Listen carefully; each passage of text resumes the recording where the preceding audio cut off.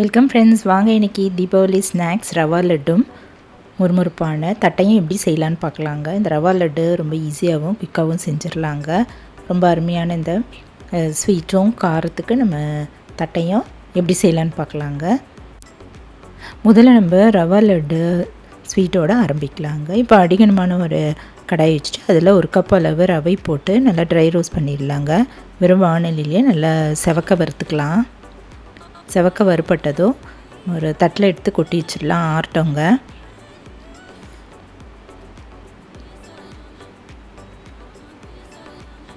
இது நல்லா ஆறினதும் நம்ம ஒரு மிக்ஸி ஜாரில் போட்டுட்டு நல்லா நைஸாக அரைச்சிக்கலாம்.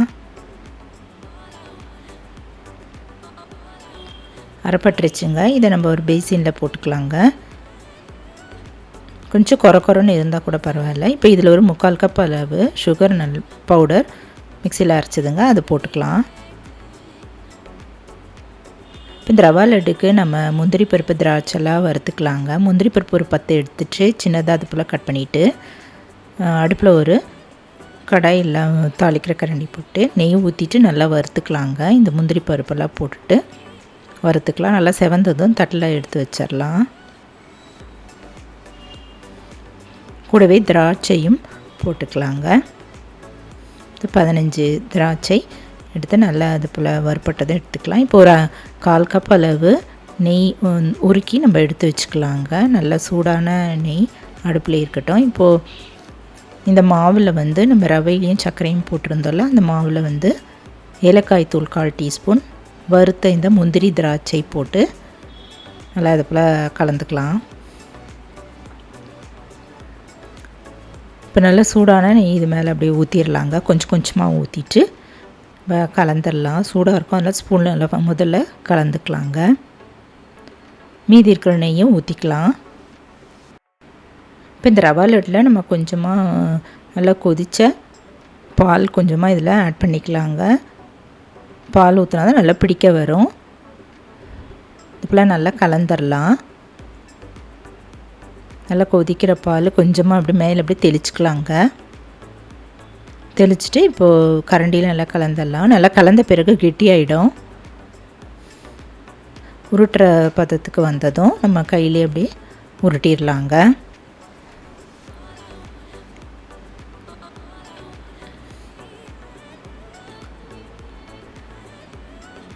இப்போ நல்லா ஆறிடுச்சு. இப்போ ஒரு லெமன் சைஸ் அளவு உருண்டை மாவு எடுத்துகிட்டு நல்லா இது போல் உருட்டிடலாம். ஆறுனதும் நல்லா கெட்டிப்பட்டுரும். இது போல் நம்ம எல்லா மாவை எடுத்துகிட்டு உருட்டி எடுத்து வச்சிடலாங்க. சூப்பர் டேஸ்டான ரவா லட்டு தயாராகிடுச்சு.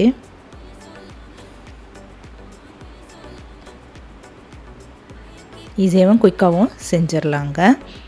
நீங்களும் இதை ட்ரை பண்ணி பாருங்கள்.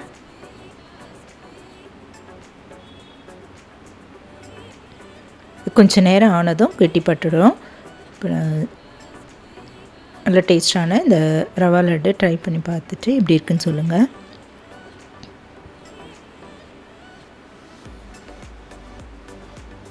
இப்போ அடுத்து நம்ம முறுமுறுப்பான டேஸ்டான இன்ஸ்டன்ட் தட்டை எப்படி செய்யலான்னு பார்க்கலாங்க. இப்போ நம்ம அடிக்கணுமான அதே கடாய் எடுத்துகிட்டு இதில் ஒரு 1/2 கப் அளவு பச்சரிசி மாவு போட்டுக்கலாம். கடையில் விற்கிற மாவு தாங்க வாங்கினேன். போட்டுட்டு இதை ட்ரை ரோஸ்ட் பண்ணிடலாங்க.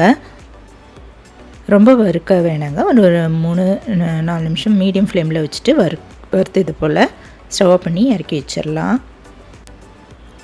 இப்போ இந்த தட்டைக்கு கூட என்னென்ன பொருள்லாம் சேர்க்கலான்னு பார்க்கலாங்க. இப்போது கடலைப்பருப்பு ஒரு 1.5 ஸ்பூன் அளவு தண்ணியில் 1 மணி நேரம் முன்னாடியே ஊற வச்சுட்டேங்க. ஒரு 4-5 வரமிளகாய் தண்ணியில் ஊற வச்சுக்கலாம். இதை அரைக்கலாம். இப்போ பொட்டுக்கடலை பவுடர் அது ஒரு 1/4 கப் எடுத்துக்கலாங்க. இதை நல்லா மிக்சியில் அரைச்சிட்டு சலித்து எடுத்து வச்சுட்டேன். இது உளுத்தம்பருப்பு மாவு. இதையும் நல்லா ட்ரை ரோஸ்ட் பண்ணிவிட்டு மிக்சியில் அரைச்சிட்டு சலித்து எடுத்து வச்சுட்டேன். கொஞ்சமாக பெருங்காயம் தண்ணியில் ஊற வச்சுருந்தேங்க. எள்ளு ஒரு 1.5 ஸ்பூன் அளவு எடுத்துக்கலாம். வெள்ளை எள்ளு இல்லை கருப்பு எள்ளு. இது வேர்க்கடலை, வறுத்த வேர்க்கடலை ஒன்றும் பாதியமாக நம்ம இது போல் நொறுக்கி இப்படி எடுத்து வச்சுக்கலாம். கருவேப்பிலையும் நல்லா கழுவிட்டு சின்ன சின்ன பீஸாக அப்படி கட் பண்ணி எடுத்து வச்சுக்கலாங்க. 1.5 ஸ்பூன் அளவு வெண்ணெய் எடுத்து வச்சுக்கலாம். உப்பு தேவையான அளவு ஒரு 3/4 டீஸ்பூன் இருந்தால் போதுங்க. இதெல்லாம் எடுத்து ரெடி பண்ணி முன்னாடியே எடுத்து வச்சுக்கலாம். இப்போ இந்த கடலைப்பருப்பில் தண்ணியெலாம் வடிகட்டி எடுத்து வச்சுக்கலாங்க. மிளகாய் வந்து நம்ம மிக்ஸி ஜாரில் போட்டு அரைச்சிக்கலாம். காம்பெல்லாம் எடுத்துட்டு மிக்ஸி ஜாரில் போட்டு கொஞ்சமாக தண்ணி ஊற்றி நல்லா பேஸ்ட் மாதிரி அரைச்சிக்கலாங்க.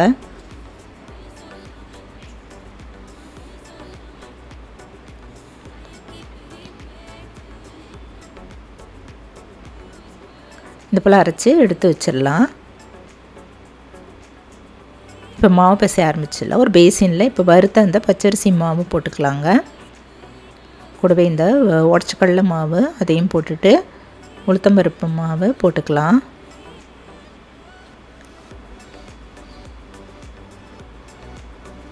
இப்போ கடலைப்பருப்பு, வேர்க்கடலை எல்லாமே இதில் சேர்த்துக்கலாங்க.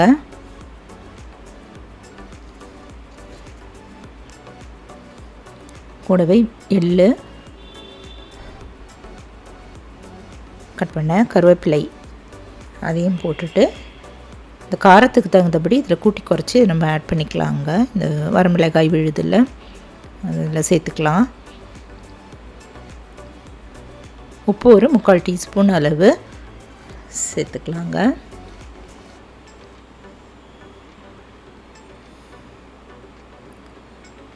இப்போ நம்ம கொஞ்சமாக அடுப்பில் வச்சு நான் உருக்கிட்டேங்க. இந்த வெண்ணெய் 1.5 ஸ்பூன் அளவு அதே இதில் போட்டுட்டு பெருங்காயம் தண்ணி இதில் ஊற்றிடலாம். இப்போ கட்டி பெருங்காயம்லாம் நம்ம பவுடர் பெருங்காயம் கூட ஊற்றிக்கலாங்க. நான் அடுப்பில் காய வச்சுருந்த ரீஃபைண்ட் ஆயில் ஒரு 4-5 ஸ்பூன் அளவு நல்லா கொதிக்க வச்சு இதில் ஊற்றிருந்தேங்க. இப்போ இதெல்லாம் சேர்த்துட்டு நல்லா கலந்துடலாம். முதல்ல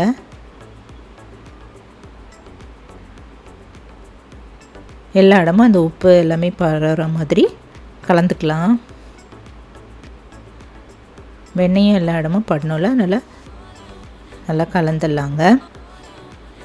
கலந்துட்டு இப்போ கொஞ்சம் கொஞ்சமாக தண்ணி அப்படியே தெளிச்சிட்டு கெட்டியாக பிசைஞ்சிக்கலாம்.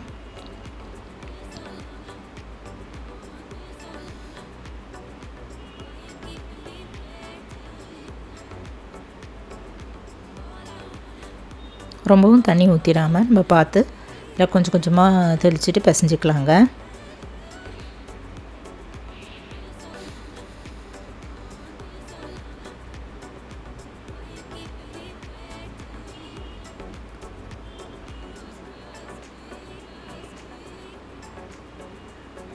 நல்லா இதை போல் பிசைஞ்சிட்டு எடுத்து வச்சுக்கலாம்.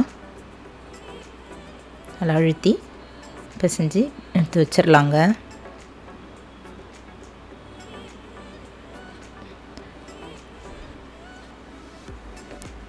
இப்போ வீட்டில் நம்ம வெள்ளை துணி இருந்ததுன்னா அதை நல்லா இது போல் விரிச்சிட்டு இந்த மாவில் வந்து ஒரு பெரிய நெல்லிக்காய் சைஸ் அளவு மாவு எடுத்துகிட்டு நம்ம இதை துணியில் அப்படியே தட்டிடலாங்க. நல்லா தட்டிட்டு ஒரு 10-15 நிமிஷம் நல்லா காயிட்டோம். இந்த ஈரெல்லாம் அப்படியே ட்ரை ஆகட்டுங்க.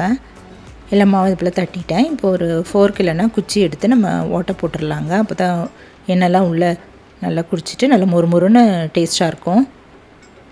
ஃபோர்க்கில் எல்லா இடமும் ஒரு 2-3 ஓட்டை அது போல் போட்டுடலாம்.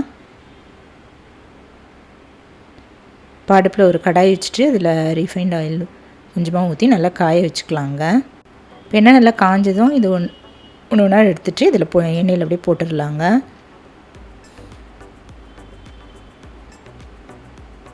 நல்லா 5-6 பீஸ் எப்படி எடுத்துகிட்டு இதில் போட்டுக்கலாம். போட்டு நல்லா ஒரு பக்கம் நல்லா செவந்ததும் திருப்பி போட்டு 2 பக்கமும் நல்லா செவந்ததும் எண்ணெயை வடி விட்டுட்டு நம்ம எடுத்துடலாம்.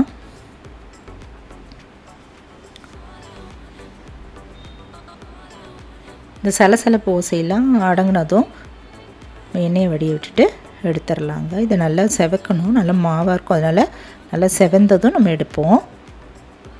நல்லா டேஸ்டான நல்லா முறுமுறுப்பு சூப்பரான இன்ஸ்டன்ட் தட்டை ரெடி ஆகிடுச்சுங்க. இந்த பிள்ளை எல்லா மாவையும் சுட்டு எடுத்துடலாம். இதில் வேர்க்கடலை, உடச்ச கடலை எல்லாமே போடுறது சூப்பராக இருக்குங்க. நல்லா மொறுமொறுன்னு நல்லா கிறிஸ்பியாகவும் நல்லா டேஸ்ட்டாகவும் ரொம்ப நல்லா இருந்ததுங்க. நீங்களும் இது ஒரு முறை இப்படி ஒரு இன்ஸ்டன்ட் தட்டை ட்ரை பண்ணி பாருங்கள். இந்த ஸ்வீட்டுக்கு நம்ம ரவா லட்டும் முறுமுறுப்பான தட்டையும் இந்த தீபாவளிக்கு நீங்களும் செய்து பாருங்கள். தேங்க்ஸ் ஃபார் வாட்சிங். நம்ம அடுத்த வீடியோவில் பார்க்கலாம். நன்றி, வணக்கம்.